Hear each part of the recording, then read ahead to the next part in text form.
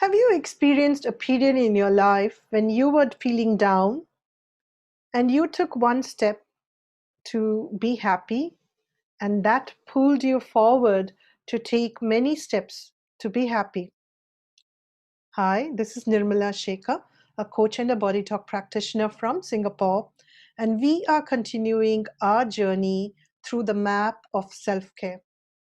In this video, we'll talk about the downward and the upward spiral of emotions as we go through the needs cycle.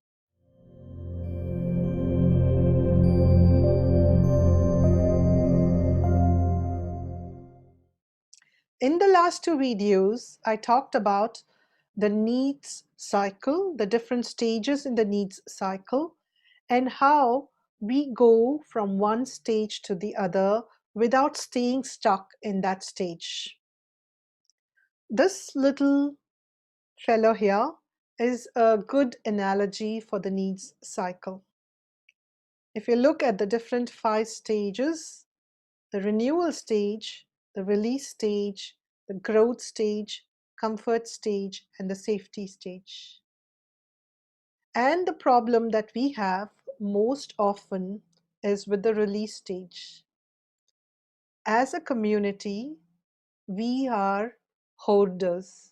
We hoard material things and we hoard our emotions. We do not release our emotions very easily. And why is that? That is because it takes a lot of time and effort to go within, to introspect, and then decide to release the emotions that no longer serve us. This is hard work, and most of us do not have that time or the intention to release it. In the olden days, it was much easier because life in general was much slower. So the release happened by the way as people went through life. But today we lead very intense lives, very fast-paced lives, and there is very little time for release. But what happens when we don't release? If we don't release old stuff, old emotions, we don't go forward to the renewal stage, we go backwards, we slide backwards into the growth stage. And because there is this whole lot of stuff that we have not released, we can't grow much. The growth shrinks and we slide backwards into the comfort stage. In this stage, everything is contracted. Our emotional world is contracted. I do not want to explore many things because they are buttons, they are triggers that put me down, and so I limit myself to fewer things. I am in this comfort stage. And if by chance something happens that threatens this comfort stage, something I'm used to, I slide back into the safety stage. And I keep going down the spiral because without release, I'm not able to renew. I'm not able to release, and I keep going downward and downward until my emotional world gets contracted. And the beauty of this is that the same way that we came down, we can go up. And that is by just focusing on the release. If I can spend time evaluating what it is that I want to release right now and make a conscious effort. It could be through journaling, it could be through talking, and if it is something that's very difficult, I could approach for help, professional help or help from friends.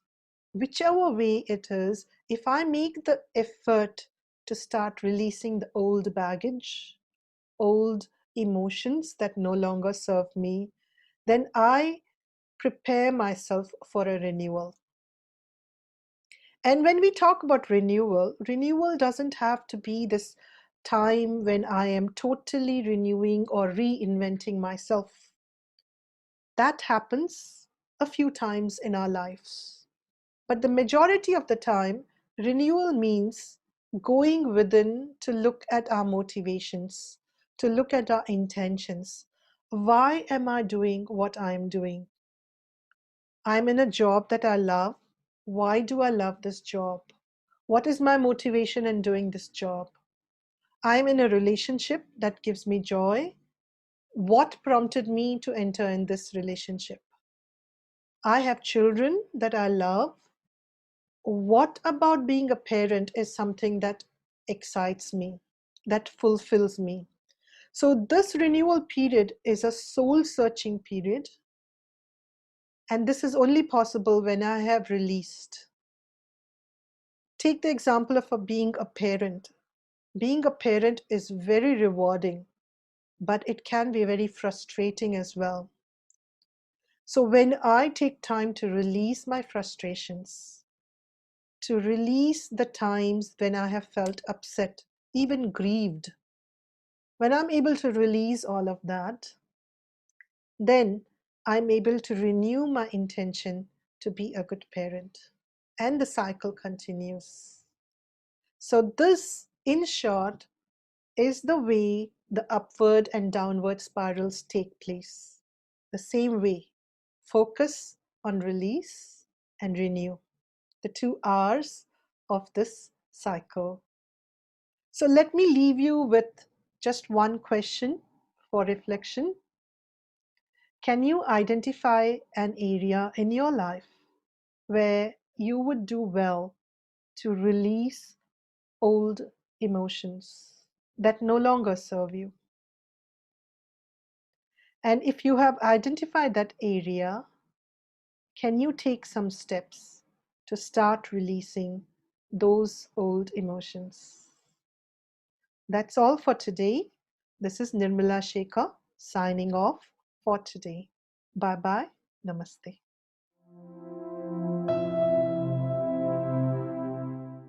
Do subscribe and hit the bell button for more weekly content on self care. And if you want even more actionable content on self care, do join me in the Facebook group for weekly lives, discussions, and more tips.